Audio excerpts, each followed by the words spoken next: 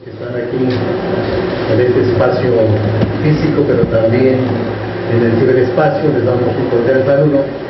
Estamos llevando a cabo el ciclo de conferencias Principios y Fundadores del Partido de la Revolución Democrática. Y en esta ocasión tenemos un invitado, un dirigente social, un dirigente partidario, un legislador y un funcionario público que en cada uno de sus momentos ha cumplido un papel importante en esto que en la Ciudad de México ha representado la izquierda. Para nosotros es importante que podamos comentar con ustedes que este ciclo de conferencias nos permite tener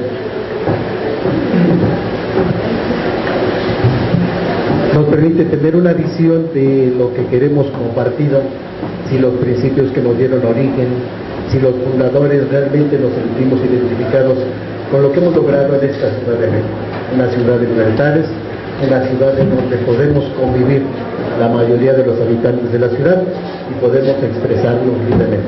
Por eso para nosotros contar con la presencia del compañero Martín, porque en algún momento coincidimos también en la dirigencia estatal del Partido de la Revolución Democrática, y solamente recordarle a todos los que no tienen más datos precisos de Martín su trayectoria. Él es fundador del Partido de la Revolución Democrática, dirigente estudiantil, dirigente social en la Ciudad de México, principalmente en la parte urbana, pero también como una parte muy representativa de la lucha de la población que habita el centro de la Ciudad de México. Para nosotros, su servidor Francisco García, de Milpalta, Distrito Federal, también es importante que lo podamos comentar. Hay dos ciudades en el Distrito Federal, la parte urbana y la parte rural, y para nosotros con Martín, cuando estuvimos en la dirigencia del partido, compartimos muchas de estas aspiraciones. Por eso, Martín, bienvenido a este ciclo de conferencias en donde pues tendremos que reflexionar qué tanto de lo que nosotros, los fundadores del partido, nos sentimos identificados, los logros, y qué tanto todavía hace falta por hacer. Martín, bienvenido, para que los que nos están oyendo aquí de manera presencial y los que están en el ciberespacio puedan comentarnos, enviarnos sus preguntas. El espacio de reflexión que hemos establecido en esta casa también la queremos compartir con todos los militantes, no nada más del PRD, sino la izquierda de la Ciudad de México, porque eso es lo que vamos a reflexionar hoy con Martín, la lucha histórica de la izquierda en el Distrito Federal. Martín, sin mayor preámbulo, bienvenido a este espacio para compartir con todos tus reflexiones. Muchas gracias, compañeras y compañeros que están presentes, amigas y amigos en el ciberespacio tan importante en nuestros días. Agradezco las palabras afectuosas de Francisco García, con quien compartimos. Bájenle tantito, ¿no?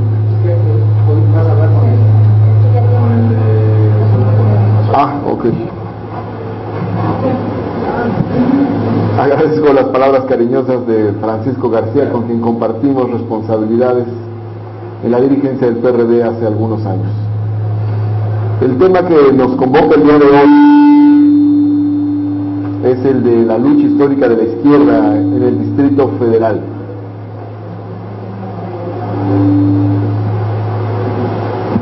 Un tema muy importante por los avances que se han tenido en la Ciudad de México.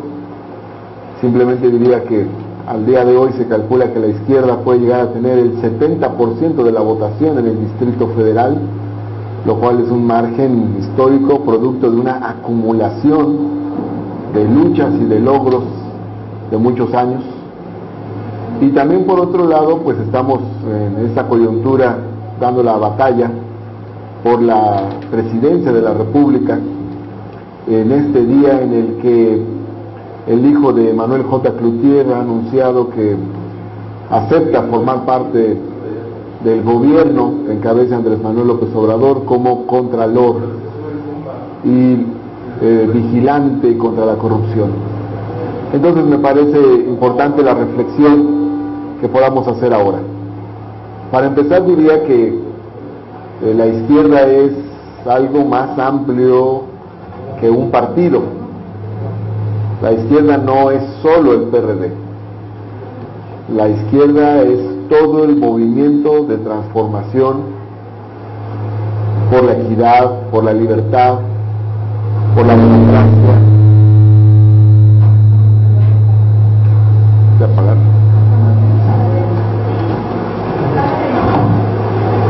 Y todo este movimiento se expresa de diversas maneras, de formas partidistas, fundamentalmente a través del PRD, pero también a través de otros partidos políticos.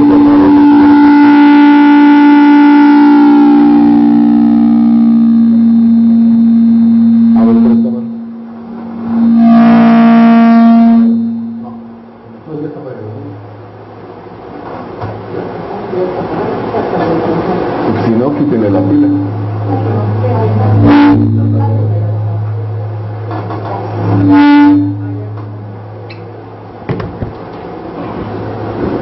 Bueno, ya, parece que ya. Entonces, la izquierda es algo mucho más amplio que un partido. Aunque el partido de izquierda más importante que se ha construido en México es el PRD,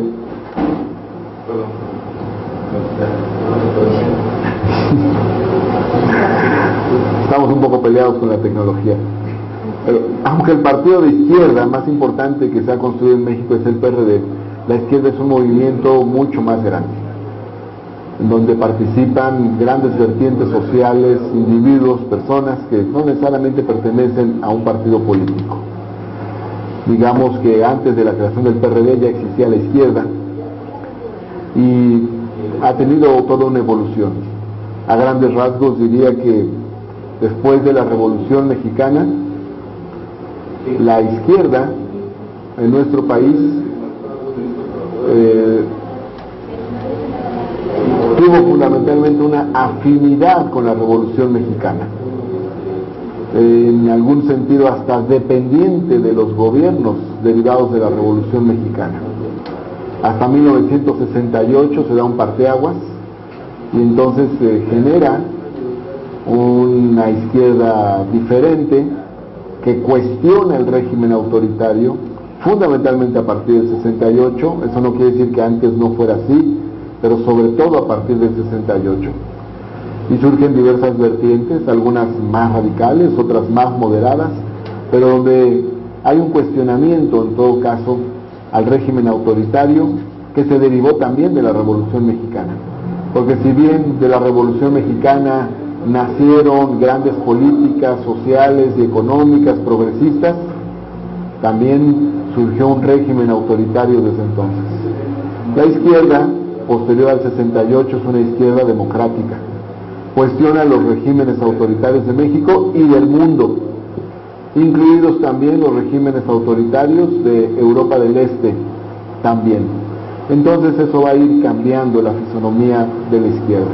Sin embargo, es una izquierda pequeña, con una inserción social limitada, con una vocación de poder aún no definida.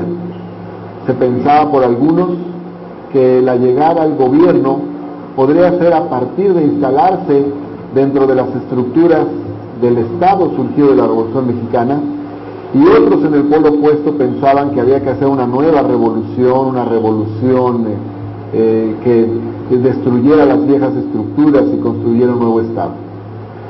Finalmente no sucedió ni una cosa ni la otra. El surgimiento del movimiento del 88 vino a situarnos en una visión más centrada de disputa por el poder por la vía democrática, no dentro de las estructuras del Estado, sino de manera independiente del viejo régimen, pero no por vías violentas, sino por vías pacíficas. El gran mérito del ingeniero Cuauhtémoc Cárdenas es haber dado a todo este movimiento unidad, conexión con la historia nacional y vocación de poder por la vía pacífica y democrática. Entonces tiene un gran valor el movimiento del 88 y el surgimiento del PRD, porque finalmente vamos a encontrar estos elementos. Las izquierdas que fueron formándose después del 68 finalmente confluyeron en el PRD. Prácticamente todas fueron confluyendo, ¿no? Organizaciones como la Organización de Izquierda Revolucionaria Línea de Masas, la Asociación Cívica Revolucionaria, el Movimiento Revolucionario del Pueblo, la Unión de Lucha Revolucionaria, la Organización Revolucionaria Punto Crítico, etcétera. Y también organizaciones como el Partido Socialista Unificado de México, que se unificó en el PMS, en el Partido Mexicano Socialista, con el Partido Mexicano de los Trabajadores, con el Partido Patriótico Revolucionario, entre otras organizaciones. Todas fueron convergiendo, o todas convergieron en los diversos procesos de unidad y finalmente en el PRD. El PRD entonces va a expresar la unidad de la izquierda y una etapa diferente, muy importante, porque el lenguaje cambió y ya el partido, como lo conocemos ahora, el partido de izquierda, el PRD, ya no se centraba en las grandes experiencias revolucionarias de otros países, sino en las nuestras, en nuestra historia, y también al mismo tiempo buscaba tener una conexión con las luchas sociales del pueblo mexicano de manera directa. El PRD va a nacer así, como un partido que recoge la historia nacional. La figura de Cuauhtémoc Cárdenas es muy importante porque es el hijo del general Lázaro Cárdenas, que es el mejor presidente que ha tenido México en el siglo XX, y es, si hay un ejemplo de cómo gobernar, es el ejemplo del general Lázaro Cárdenas. Y al mismo tiempo, el PRD va a recoger una tradición de lucha social y esta nueva visión de vocación de poder. El PRD no nace para ser un partido satélite del sistema, el PRD no nace para ser tampoco un partido marginal, sino que va a dar la lucha en los cauces institucionales, pero con la visión de llegar al gobierno de la República. Y así se va dando esta lucha del PRD. ¿Dónde va a tener su primer gran éxito el PRD? Después de enfrentar el salinismo, que fueron años muy difíciles, en los años de Salinas, en los años en que gobernó Carlos Salinas de Gortari, después del fraude electoral que se le hizo al ingeniero Cuauhtémoc Cárdenas en 1988, después de ello, va a venir una guerra del sistema en contra del perredismo. Son asesinados más de 100 periodistas, y no son asesinados porque lucharan por vías violentas. Lo paradójico es que eran asesinados luchando por vías electorales, o sea, buscaban alcanzar una alcaldía, una presidencia municipal, apoyaban a un candidato a gobernador de un estado, y eran asesinados en los años de Carlos Salinas de Gortari. La lucha fue muy difícil, se le cerraron al PRD todos los espacios, se le cerraron los medios de comunicación, fue combatido de manera terrible, se hacían campañas de desprestigio montadas artificialmente, y esos años fueron muy duros. Pero posteriormente empezó a tener el PRD determinados éxitos, y el primer gran éxito que va a tener el PRD es precisamente en la Ciudad de México, donde se da el triunfo del ingeniero Cuauhtémoc Cárdenas, precisamente como candidato a jefe de gobierno del Distrito Federal, el 6 de julio de 1997. Un 6 de julio había triunfado como candidato a la presidencia en el 88, un 6 de julio del 97, 9 años después, es candidato a jefe de gobierno y gana con una mayoría holgada en la Ciudad de México. Ese acontecimiento va a ser muy importante porque nos va a permitir hacer un análisis del tema que nos trae hoy, porque es en la Ciudad de México donde es el primer triunfo, y con la figura más emblemática del PRD, que es el propio ingeniero Cuauhtémoc Cárdenas. Vamos a tener después, en el 98, triunfos en Zacatecas, en Tlaxcala, y en 99 en Baja California Sur, y durante ese periodo del 96 al 99, que es presidente nacional del PRD, Andrés Manuel López Obrador, vamos a llegar a gobernar más de 300 municipios, entre ellos algunos de los más poblados del país, como Ciudad de Nezahualcóyotl y otros. Se va a dar, vamos a tener la bancada parlamentaria más grande, 127 diputados, eso no se va a repetir hasta el 2006 nuevamente, Y se va a dar un cambio muy importante, porque es en la Ciudad de México donde ocurre este cambio. A ver si podemos quitarle un poquito de eco al sonido, pero bueno. ¿Por qué es en la Ciudad de México donde se va a dar este cambio? Porque la Ciudad de México tiene una historia de lucha y un componente de transformación social muy importante. La Ciudad de México es el espacio donde se va a dar el movimiento estudiantil de 1968. El movimiento del 68 cuestiona duramente al sistema y se va a generar un gran movimiento estudiantil y popular durante esa época.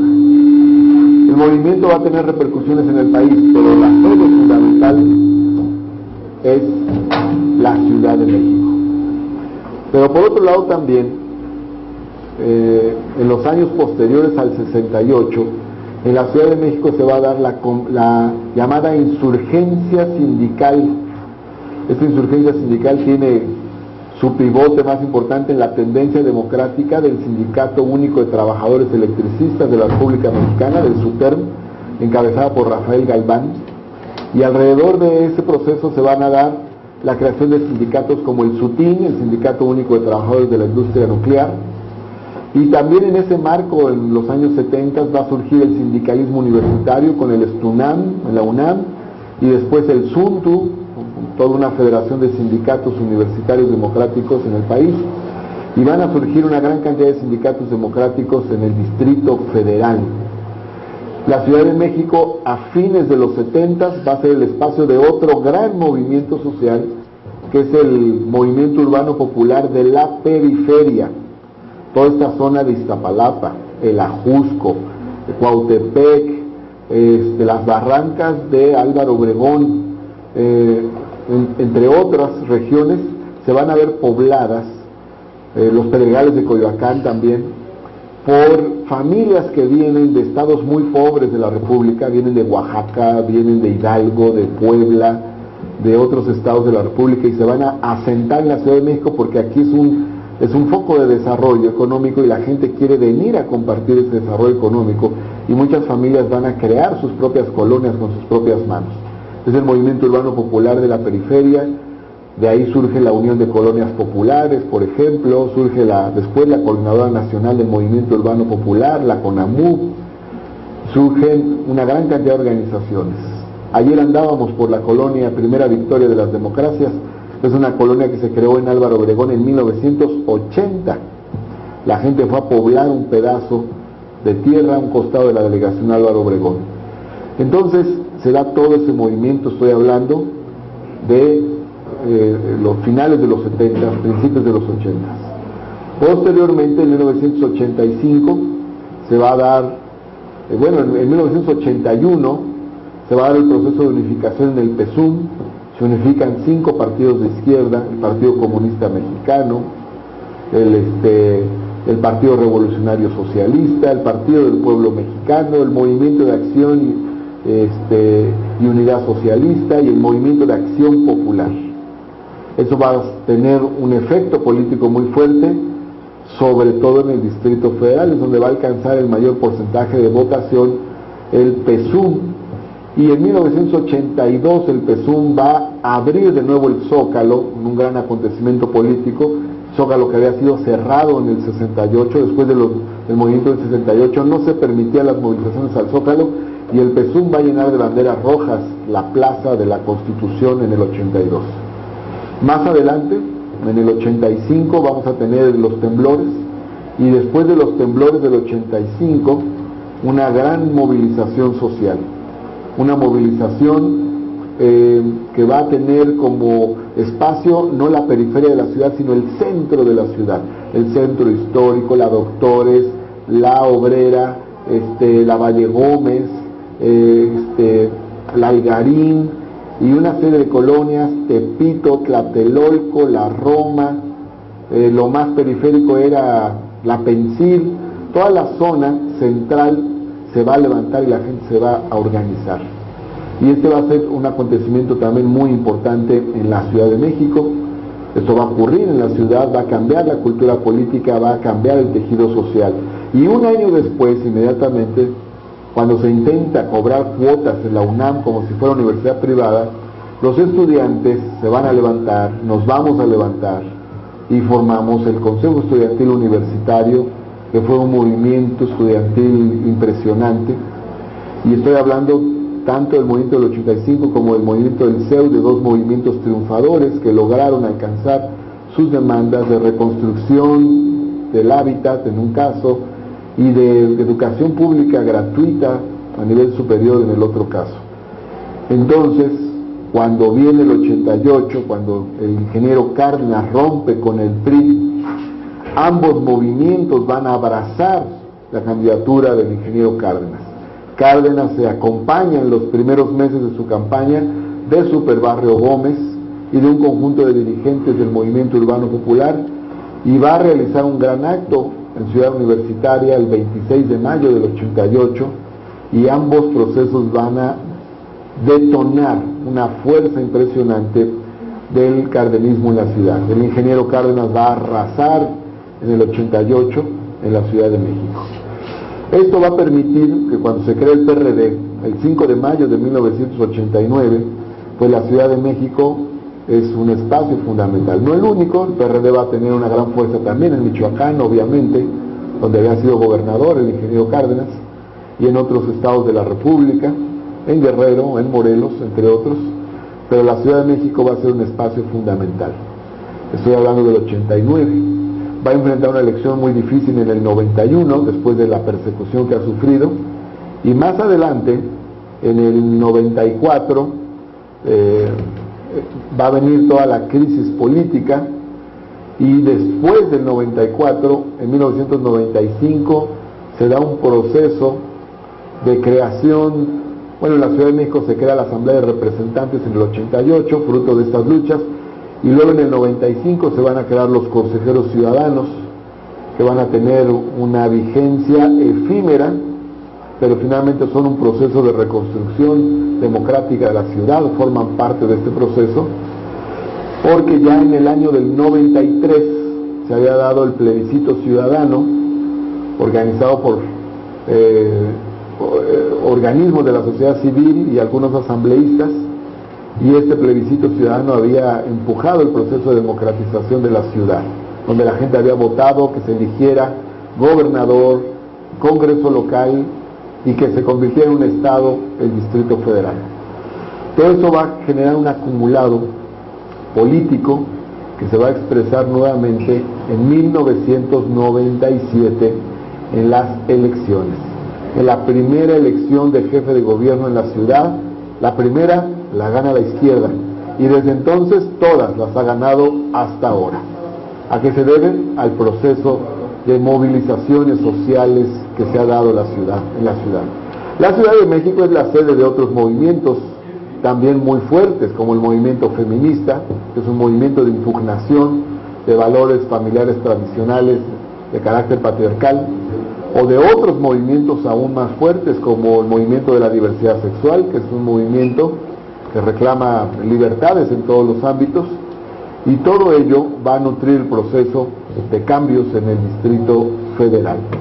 En el año 2000, en el país se va a dar un proceso de cambio, la gente ya está harta del PRI, y sin embargo, el sistema, que tiene una gran habilidad, va a meter a Vicente Fox para evitar el cambio. Mucha gente votó por Vicente Fox de buena fe, pensando que votaba por el cambio, pero en realidad era una forma de evitar que el ingeniero Cuauhtémoc Cárdenas ganara nuevamente la elección presidencial, en este caso en el año 2000, porque había la efervescencia del cambio. La votación por el cambio se la llevó Vicente Fox a nivel federal, y a pesar de la oleada enorme que generó, que levantó en la Ciudad de México, afortunadamente la izquierda mantuvo la ciudad, y aunque sí se hizo presente esa oleada azul, de todas maneras con Andrés Manuel López Obrador se retuvo la ciudad, y eso permitió establecer un contraste entre el cambio ficticio de Vicente Fox y el cambio verdadero que representó Andrés Manuel López Obrador. Rápidamente en la Ciudad de México se pudieron concretar medidas históricas con mayor facilidad que en el periodo de Cuauhtémoc Cárdenas, porque ahora contábamos con más tiempo.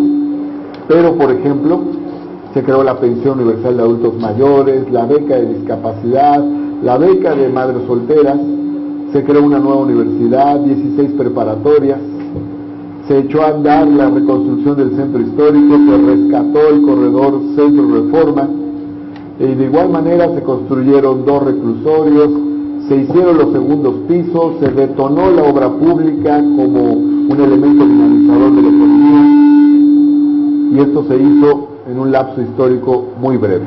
Prácticamente en los primeros 3 años se levantaron esta serie de estrategias del gobierno de la Ciudad de México. El impacto fue muy fuerte.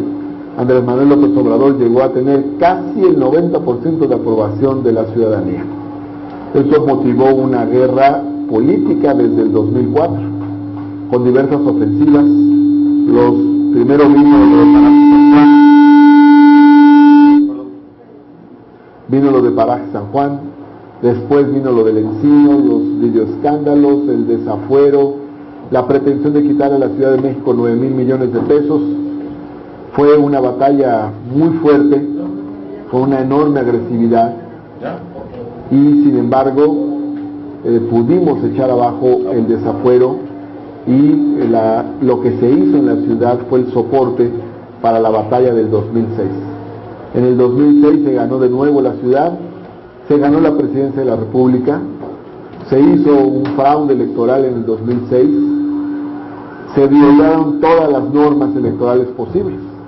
La resolución del Tribunal Electoral Federal del 2006 es una joya de colección, porque nos va a enumerar todas las violaciones que se hicieron, la intervención anticonstitucional del presidente de la República en el proceso del 2006, el financiamiento ilegal por parte de grandes empresarios de una campaña negra en contra de Andrés Manuel López Obrador.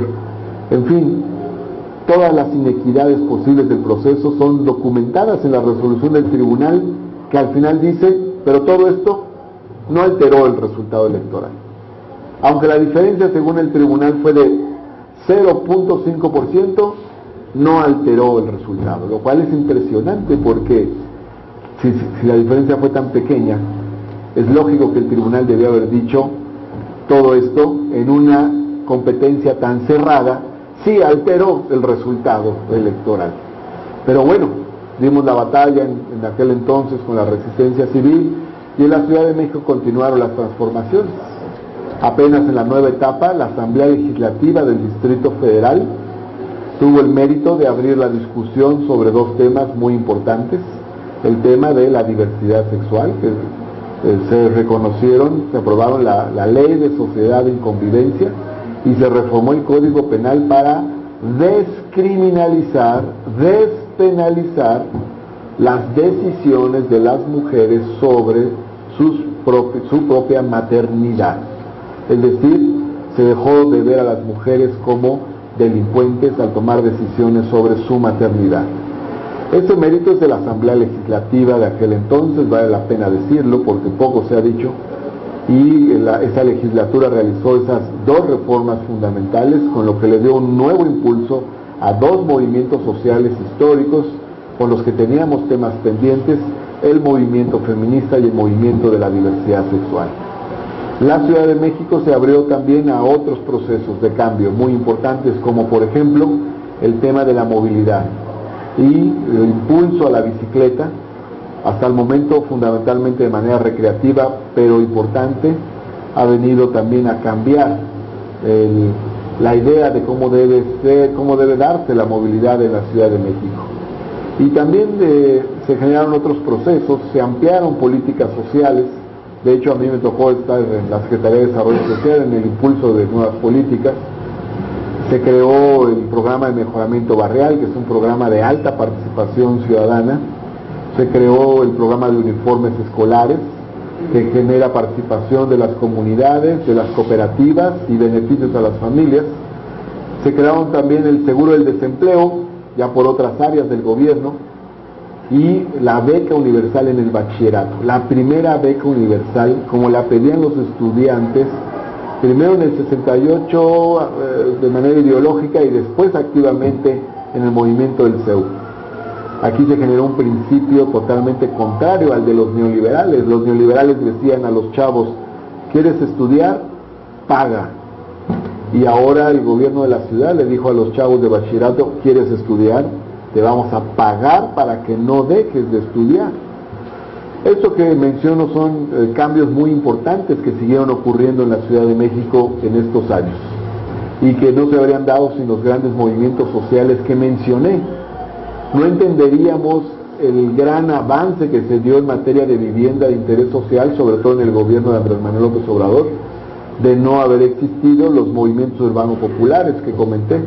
No entenderíamos la beca universal de bachillerato sin los movimientos estudiantiles, como el del 68, como el del CEU, como el del CGH, entre otros.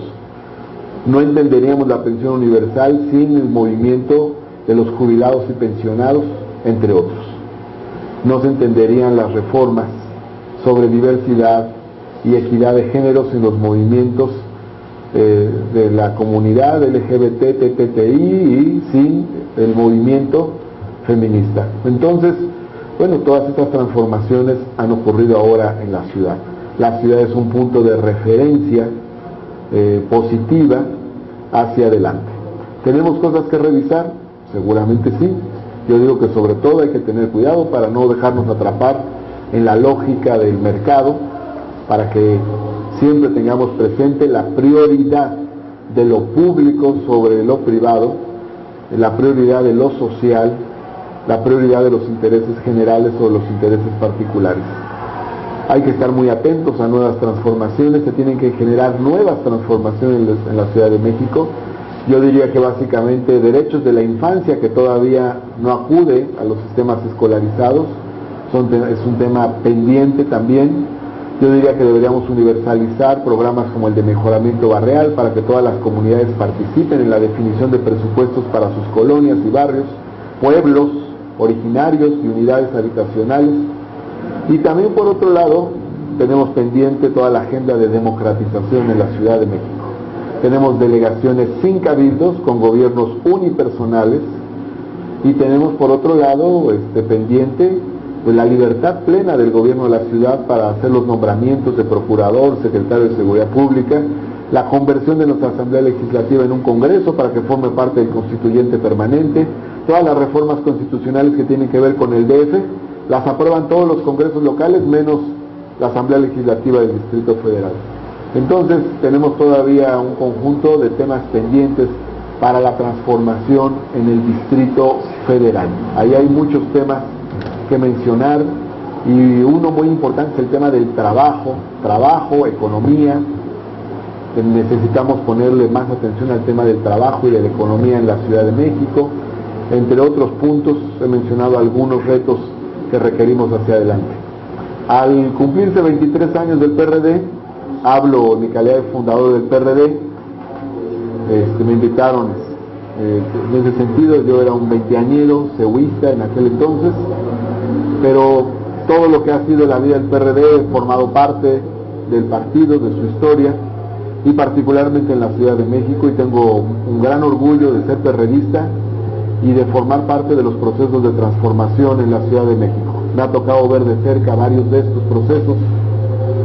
Me tocó dirigir la primera mayoría perredista de todo el país y la primera Asamblea Legislativa, obviamente con mayoría perredista.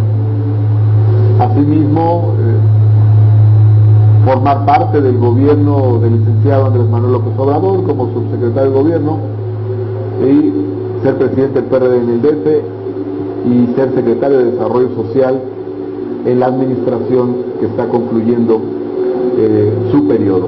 Así es de que creo que esos son temas importantes. Para finalizar, diría que lo más importante de todo es que la Ciudad de México sea un punto de referencia para que lo que se ha hecho aquí se haga en todo el país. Esto que se ha hecho en la Ciudad de México ha sido positivo para México y sería muy positivo que se hiciera en todo el país. Nos ha costado mucho trabajo el cambio en México, hay mucha resistencia, hay cambio en nuestro país, pero ya es hora de que demos ese paso. Muchas gracias, compañeras y compañeros.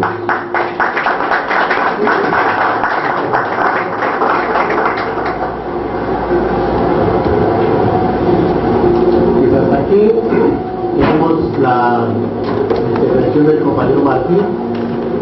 Vemos si tenemos audio para poder continuar con esta segunda parte de esta conferencia, en donde queremos que para los que fundamos el partido y para los jóvenes que en este momento ven la lucha que hemos encabezado durante mucho tiempo, hagamos una reflexión. No es gratuito lo que estamos viendo, decía Martín, no estamos peleados con la tecnología, entonces nos hace falta una producción más profesional.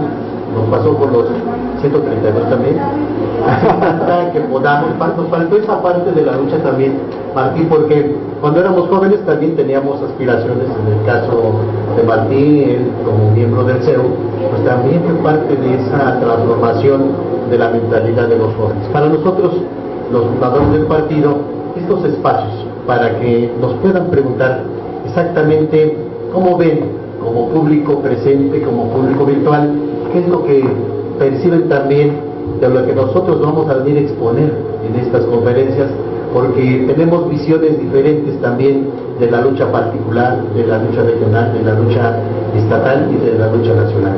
Creemos que la invitación que le estamos haciendo para que nos manden sus preguntas, las presenciales, y también si hay preguntas en internet, para que podamos darle respuesta junto con Martín en esta segunda parte de la conferencia, que afortunadamente se ha abierto este espacio para poder reflexionar. Creemos que es importante que la formación política de nuestro partido también tiene que darse a partir de las experiencias personales de dirigentes sociales, de legisladores, de funcionarios públicos que han estado al frente de responsabilidades y que nos han permitido desarrollar esta parte importante de nuestra visión de izquierda que tenemos. Martín es una referencia obligada en la Ciudad de México para ver también cuál es el desarrollo de la izquierda en la ciudad. Por eso la lucha histórica de la izquierda en el DF con Martín cierra también un capítulo importante de esta visión que tenemos los capitalinos. Martín, pues vamos a esperar si tiene algún compañero del asistente alguna pregunta para que podamos contestarle. Por favor, compañero.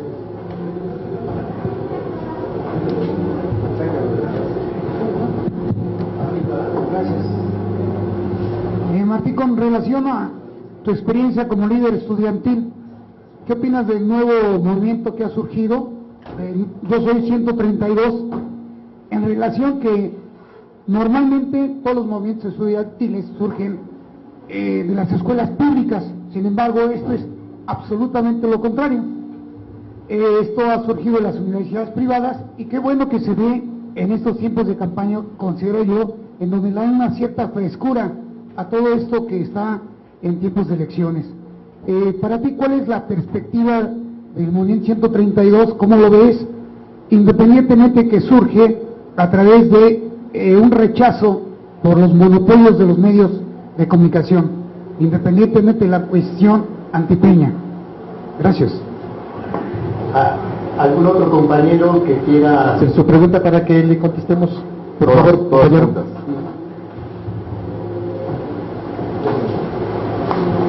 Bueno, mi pregunta es acerca de qué escenarios se esperan después del 1 de julio para la izquierda que representa el movimiento del PRD junto con el PT y Movimiento Ciudadano, ya sea que se ganen las elecciones por la presidencial o no. ¿Cuál es el escenario que usted ve para este aglomerado de izquierdas que representa estos tres partidos? Por favor. Bueno, yo quiero decir que me da mucho gusto ver aquí a Martí Batres dando esta conferencia con los compañeros de Nueva Izquierda, y también quiero decirle que allá abajo hay mucha gente que quería escucharte y que está ahí esperando. Dicen que des otra conferencia allá abajo, y la pregunta es, ¿cómo ves ahorita las perspectivas? Sabemos que nadie tiene una bola ¿cómo se dice? De cristal para ver qué es lo que va a pasar. Pero ¿cómo percibes el escenario a unos días de la elección donde creo que el clima se ha vuelto más agresivo hacia nosotros y hacia nuestro candidato presidencial? ¿Qué podríamos hacer en estos últimos días? ¿Cuál sería tu sugerencia de cómo podemos cerrar en nuestras calles, nuestras colonias, en nuestros movimientos? ¿Qué podríamos hacer para cerrar bien este ciclo?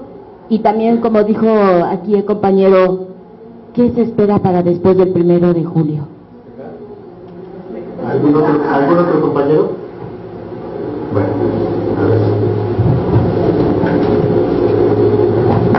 Bueno, hace falta mayor producción profesional, pero son los intentos que estamos haciendo en el partido para darnos voz, porque generalmente solamente escuchábamos la descalificación que los medios hacen de nuestra vida política, pero esta también nos va a formar, nos va a fortalecer, porque hace que el militante se pueda cuestionar su propia actuación, pero también de los dirigentes. ¿Qué estamos haciendo para contestar estas preguntas, no? ¿Qué sigue después del 1 de julio? Martín, por favor. Gracias. Bueno, no, en realidad es muy meritorio que tengamos este espacio porque platicamos con ustedes, pero además con muchos más que nos ven en el ciberespacio. No, es un comentario en realidad de las limitaciones tecnológicas, pero lo fundamental en realidad es acceder al contacto con mucha gente que nos escucha. Afortunadamente ahora existen otros elementos tecnológicos, y con esto me voy a referir a una parte de la pregunta de Ricardo.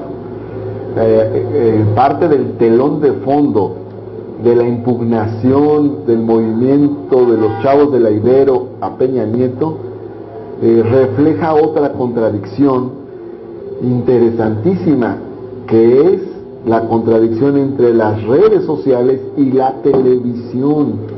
Es de lo más importante.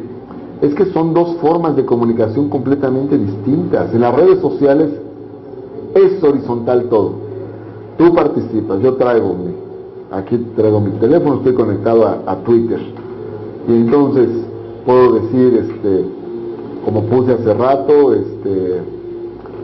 recomiendo ver la película Ecologio que está ahorita en el cine, no dejen de verla. Y ya, se suscitan ahí un conjunto de comentarios de mucha gente, eso corre entre miles de personas, y otras comentan, están de acuerdo o en desacuerdo. Es una comunicación infinitamente más democrática de lo que conocíamos. En cambio, en la televisión te habla una persona y no puedes decirle que no. La persona que te habla en la televisión se dirige a millones. Qué bueno que así sea, para que un mensaje llegue. Pero los millones de personas que reciben ese mensaje lo reciben de manera pasiva, no lo pueden contestar, no hay una interacción. Son dos formas de comunicación muy diferentes, una forma muy tradicional y una forma nueva, mucho más democrática. Si nos damos cuenta, este movimiento se inserta en las redes sociales, a las que no les dábamos mucha importancia hace 6, 7 años, 5 años, es algo muy nuevo, pero han tenido una expansión vertiginosa. No necesariamente son medios de comunicación, ni siquiera son medios comerciales, ¿no? Se trata incluso ni siquiera políticos, son fundamentalmente espacios de relación amistosa, pero tienen una connotación cultural, política, generacional, ideológica fundamental. En realidad tiene mucho que ver. Esto tiene mucho que ver. Entonces hay un cuestionamiento a las viejas formas de comunicación, hay una reivindicación de las nuevas formas de comunicación. Los chavos del 132 son chavos de nuevas generaciones, algunos no han llegado a 20 años de edad, y levantan su mano y dicen: aquí estamos, tenemos voz y vamos a decir lo que opinamos, y nos van a oír y nos tienen que contestar. No estábamos acostumbrados a eso, en general el sistema. Entonces, parte de ese movimiento tiene esta connotación. Por lo demás, hay otros aspectos que analizar. ¿Por qué sucede en la Ibero? Si esto hubiera ocurrido en una escuela de la UNAM, nos hubiera parecido muy bueno, pero no nos hubiera llamado la atención esta parte que tiene una connotación social adicional, como un segmento de jóvenes de clase media alta impugna al candidato oficial, al candidato del sistema. Digo, aunque no sea el candidato del gobierno federal explícitamente, es el candidato del sistema. Ahí están todos los que apoyaron a Calderón en su momento, están con el nuevo candidato oficial, aunque sea de otro partido. ¿Por qué sucede así? Porque ese es el tamaño de la afectación que ha implicado el actual modelo económico-social. Obviamente el modelo económico ha afectado a los más pobres, pero también a las clases medias e incluso a un sector del empresariado, que no se puede desarrollar, no puede crecer. Un montón de empresarios han tenido que cerrar sus empresas por la guerra contra el narco. Un montón de empresarios de las industrias turísticas han quebrado, pues porque no viene turismo internacional, porque están espantados, porque desde fuera la imagen que se proyecta de México es de sangre, de violencia y de guerra. Mucha gente ha perdido sus empleos y se va a Estados Unidos. Hay empresarios que por razones de inseguridad se han ido a vivir a Estados Unidos. Hay empresarios que apoyaron a Calderón en el 2006 y hasta lo financiaron y lo promovieron, y que pensaban que iba a haber crisis si llegaba Andrés Manuel, y la crisis se dio en el 2009, pero no con Andrés Manuel, sino con Calderón. Hay empresarios que se han ido a vivir a Estados Unidos por razones económicas o de seguridad. Bueno, en ese segmento también hay una impugnación.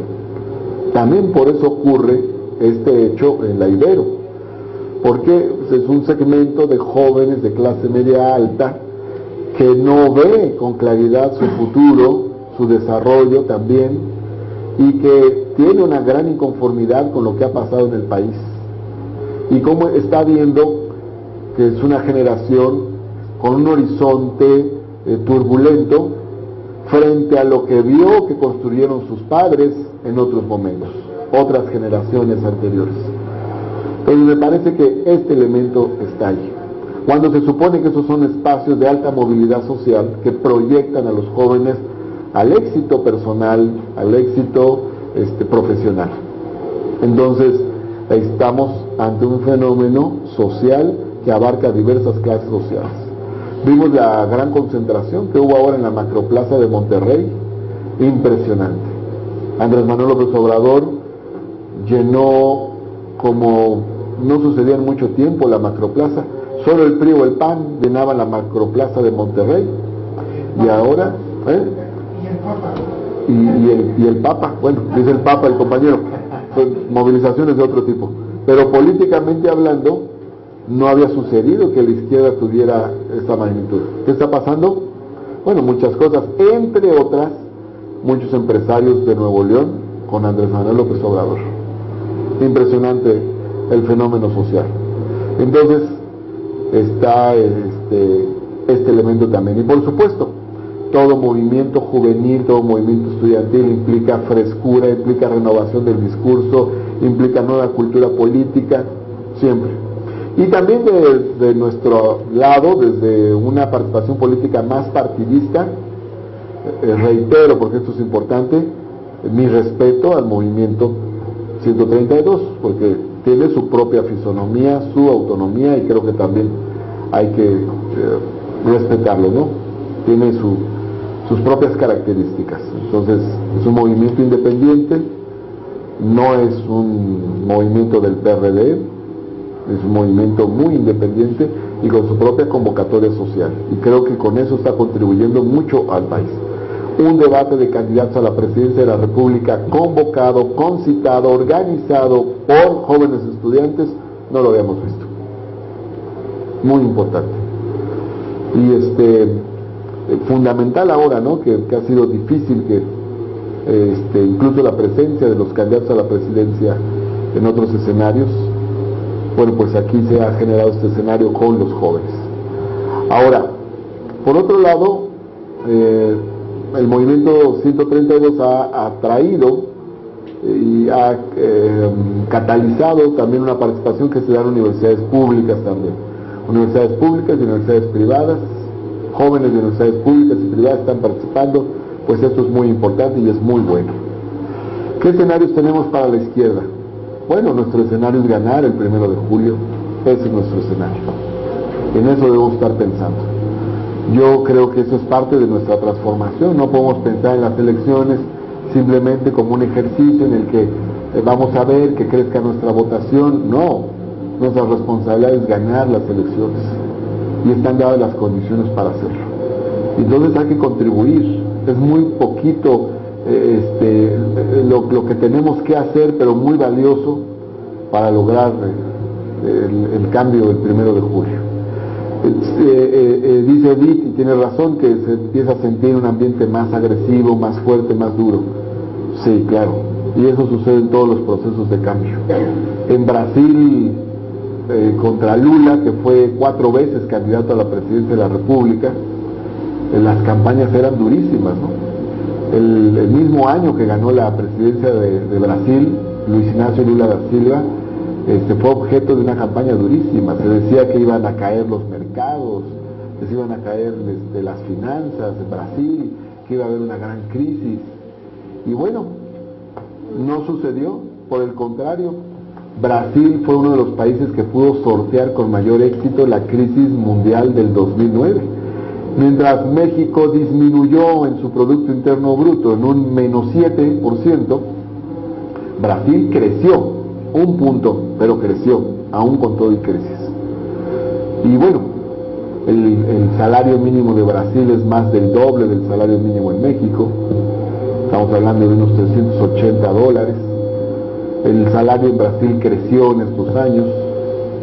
Se generó un gran programa, el de Hambre Cero. Creció la economía y creció bajo el impulso del gobierno de Luis Ignacio Lula da Silva, de un gobierno de izquierda. Entonces, siempre quienes piensan que sus intereses están afectados van a promover campañas de miedo. Pero aquí la paradoja es que, por ejemplo, en Brasil, incluso a los de arriba, incluso a los grandes, incluso al empresariado le fue bien, no solo a los más pobres, también a los más pudientes les fue bien. Les fue mejor con un gobernante de izquierda que con uno de derecha. Igual en México no le ha ido bien al sector económico en estos años, ya mencioné, ¿no? Pero le iría mejor, paradójicamente, con Andrés Manuel López Obrador. ¿Por qué? Se invertiría más en la economía, se fortalecería el mercado interno, habría más tranquilidad en la sociedad, la gente tendría más ingreso para comprar y con eso fortalecería los ingresos de las empresas. Es decir, existirían otros elementos que favorecerían también a los empresarios. Esos que tienen algún temor, en realidad saldrían ganando con un gobierno como el de Andrés Manuel López Obrador. Aquí en la Ciudad de México, cuando fue jefe de gobierno Andrés Manuel, le fue bien a los empresarios judíos que pudieron invertir en el sector comercial, que hicieron una buena cantidad de plazas comerciales. Durante el lapso de los gobiernos de izquierda, fue el ingeniero Cárdenas el que puso la primera piedra de la Torre Mayor y fue Andrés Manuel López Obrador el que la inauguró. Y también Andrés Manuel inauguró el hotel Sheraton Alameda, hoy Hilton Alameda, por poner un ejemplo. Durante este lapso se hizo la torre HSBC. En fin, o sea, le ha ido bien a los inversionistas privados con los gobiernos de izquierda de la Ciudad de México, y les iría bien con los gobiernos de izquierda a nivel nacional. Ahorita no les está yendo bien. Entonces, creo que esto es un elemento fundamental, es un elemento muy importante, porque además las políticas sociales fortalecen las políticas de seguridad y las políticas de seguridad ayudan a las políticas de inversión privada. Dice, Lula tiene una frase que me gusta mucho, cuando tomó posesión El gobierno de Brasil dijo, nadie puede dormir en Brasil, la mitad no puede dormir porque tiene hambre, y la otra mitad no puede dormir porque le tiene miedo a los que tienen hambre. Cuando todos coman en Brasil, todos podremos dormir. Bueno, lo mismo vale para México. Vamos a tener una gran tranquilidad si tenemos grandes políticas sociales en el país. ¿Qué esperaríamos de un gobierno de Andrés Manuel López Obrador en México? Pues cosas muy sencillas pero muy importantes, ¿no? Que cueste menos dinero sostener el aparato político, que desaparezcan las pensiones a los expresidentes, que se reduzca a la mitad el salario del presidente de la República y de los secretarios de Estado, que se generen ahorros a partir del combate a la corrupción, que no se aumenten los impuestos, pero que paguen los que tienen que pagar, que hoy día no cumplen con las tasas fiscales ya existentes, que por otro lado se cree la pensión de adultos mayores a nivel de todo el país, la beca universal en bachillerato a nivel de todo el país, que se construyan 5 refinerías y se disminuya la importación de gasolina de Estados Unidos, y que al crearse las 5 refinerías se generen empleos y se dinamice la economía también a partir de nuestra industria petrolera, que por otro lado se cree una nueva universidad en cada estado de la República, que crezca el presupuesto para las universidades ya existentes. Bueno, lo que acabo de decir es relativamente muy sencillo, son medidas muy concretas, no es todo el programa, pero hacer esto ya significaría algo muy positivo para México. Bueno, el peligro para México no es Andrés Manuel, el peligro es que no realicemos un programa como el de ahora. Siempre antes de un proceso de cambio existe esta tensión, pero creo que es muy importante que todos llamemos a aprovechar la oportunidad histórica que tenemos. ¿Qué podemos hacer? Llamar al voto útil. Ahora, yo dije al principio, el hijo de Manuel J. Cloutier ha declarado que acepta ser el contralor ciudadano en el gobierno de Andrés Manuel López Obrador, en el gobierno de la República.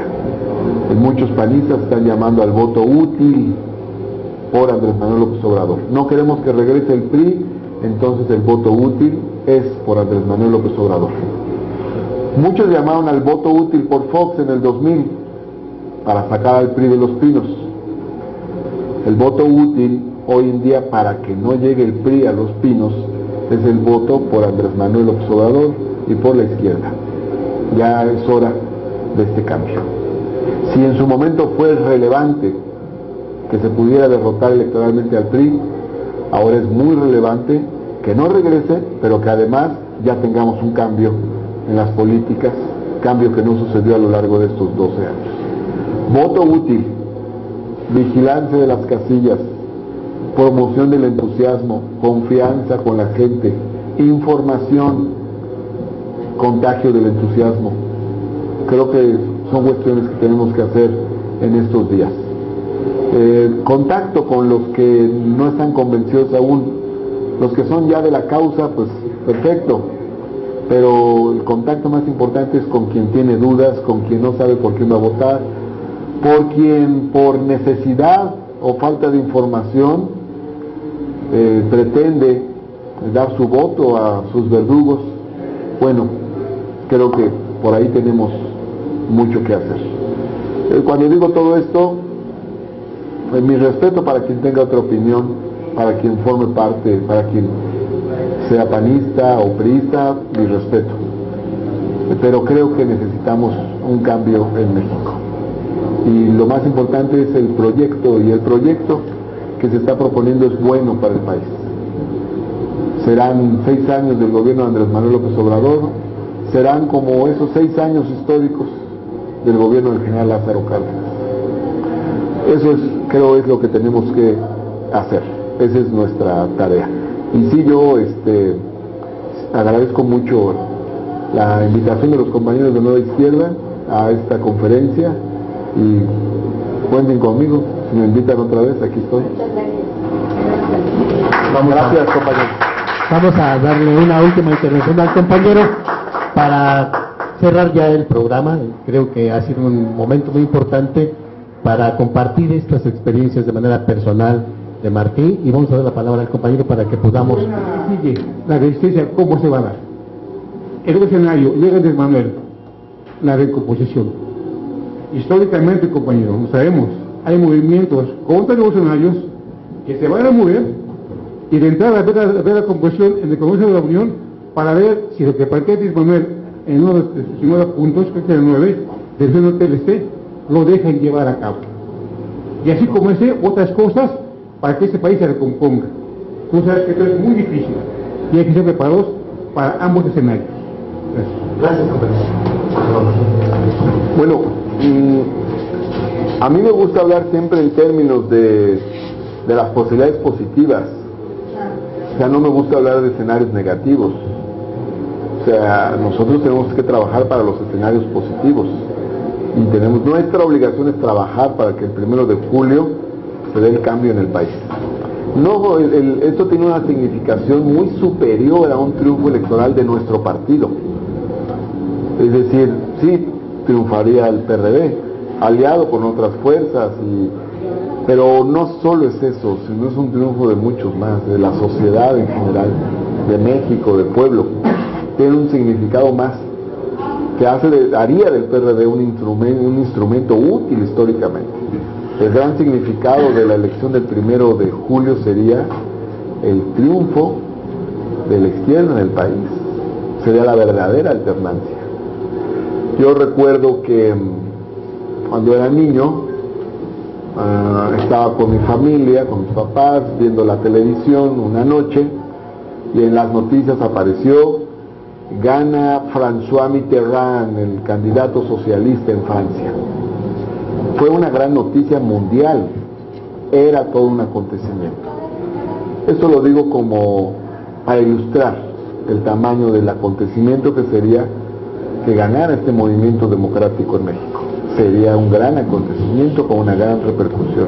Entonces, esa es nuestra obligación. Creo que, obviamente, pues siempre hay dificultades, ¿verdad?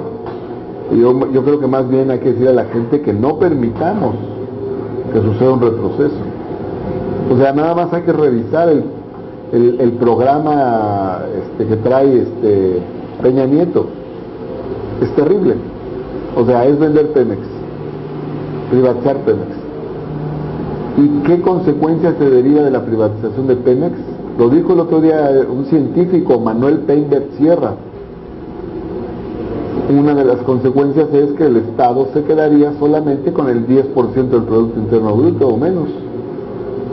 Y entonces tendría que extraer recursos de elevar los impuestos. ¿A quién? Al pueblo, a la gente común. Vendría la elevación del IVA, y habría un IVA del 20-23%, que ahora es del 16%. No olvidemos que el PRI subió el IVA del 15 al 16, es más, lo subió del 4, cuando se llamaba de otra forma, al 10, luego del 10 al 15, luego del 15 al 16. ¿Quién ha subido el IVA? El PRI. Venden Pemex, el Estado se queda sin recursos y lo que vendría una gran elevación de los impuestos, especialmente los impuestos al consumo popular. Entonces esto se lo tenemos que explicar a la gente, porque a poco nada más se vende Pemex y ya. Y luego, si Pemex le da al Estado casi el 40% de sus recursos, ¿de dónde los van a reponer? Privatizan Pemex y luego ¿de dónde los van a reponer? Por eso es muy importante decirle a la gente, no permitamos que esto suceda. Es muy importante, por eso el triunfo, porque es un triunfo de la gente. Yo considero que así tenemos que trabajar. Pero ahorita, o sea, no pensemos qué tal, no. Este es el momento de decir a la gente, esto pasaría con nuestro proyecto, esto pasaría con el proyecto de los de enfrente. ¿Cuál te conviene? ¿Cuál te conviene? Ya se le ha quitado mucho a la gente, ya es hora de devolverle algo. Entonces, por eso es fundamental que se lleve a cabo el proyecto. El proyecto de financiamiento del Estado que trae Andrés Manuel es muy interesante, es muy importante. ¿Por qué? Porque plantea no subir ningún impuesto, no es necesario. ¿Por qué? Pues con solo cumplir con las tasas fiscales ya existentes, con eso tendríamos ingresos. Les pongo unos ejemplos.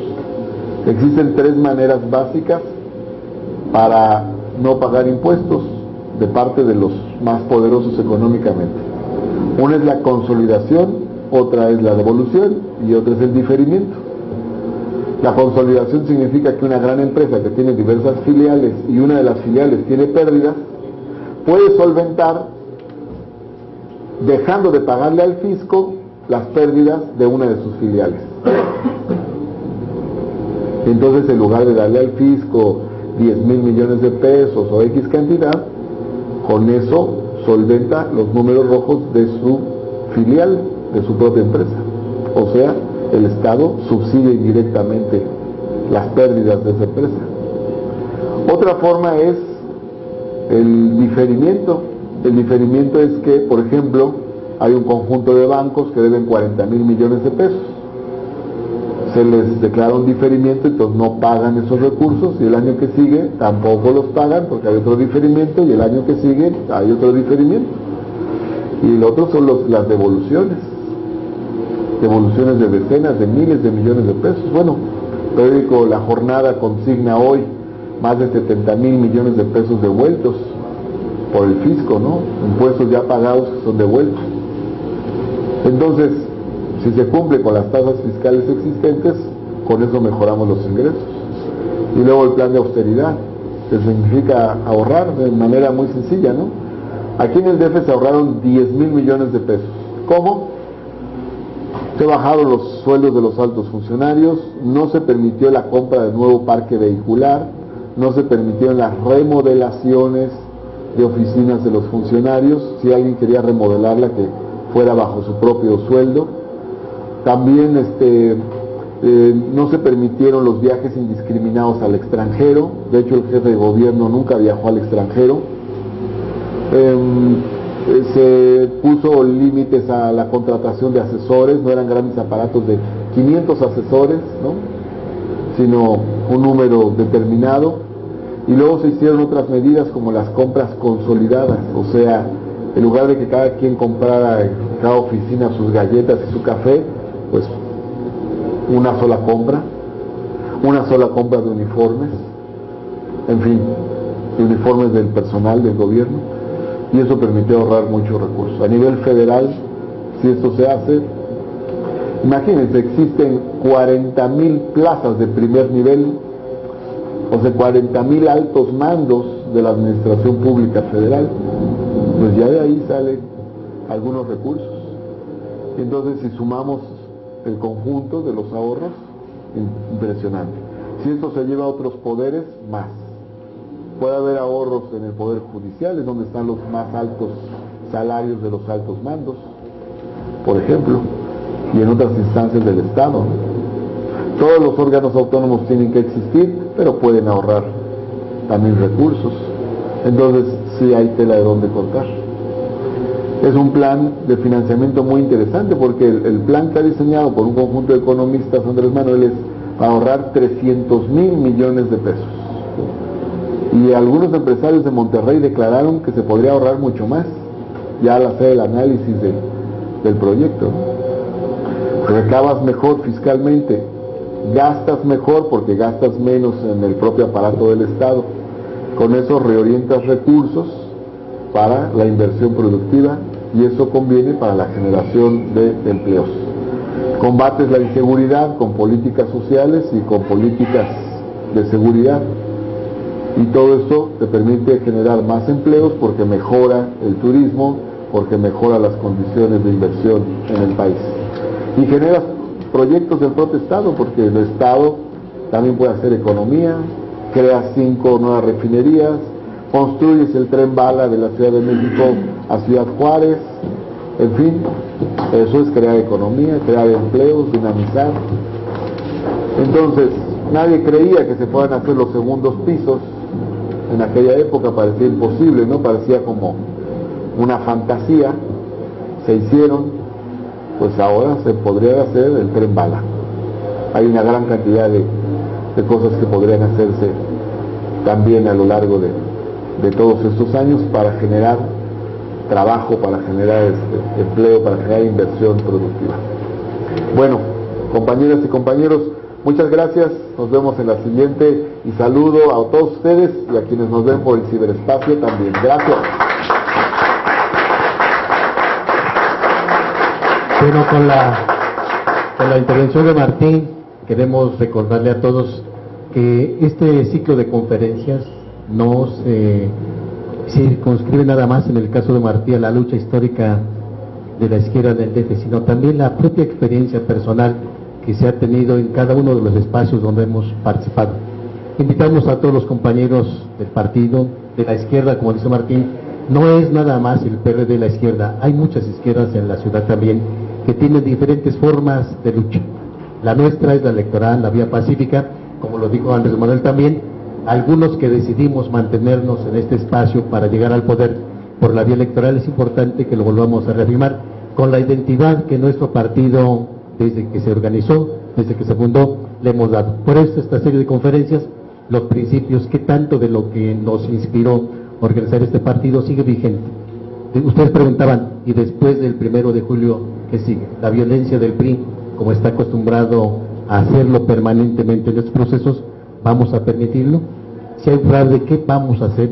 Creo que esas son preguntas que tenemos que contestarnos, pero no aquí nada más, no nada más en el ciberespacio, sino llevarlo a todos los que nos están escuchando, a los que podemos platicar y convencer de que el cambio está en nuestras manos y tenemos que hacer realidad esto que en el 88, 89 muchos pensamos que la vía electoral era una de las formas para transformar el país, y evidentemente solamente siendo mayoría en los congresos podemos transformar desde el punto de vista de las leyes, y Martí ha estado en esos espacios. Solamente siendo mayoría podemos transformar a nuestro país. Gracias a todos ustedes, gracias a los que nos están viendo en el ciberespacio, y nada más recordarles que son diferentes formas también de lucha. Los que hacíamos el mimeógrafo con el stencil en su momento también para repartir las pintas que íbamos en las calles, pues estamos aquí, muchos lo hacíamos, eran instrumentos que nos permitieron también decir, aquí estamos.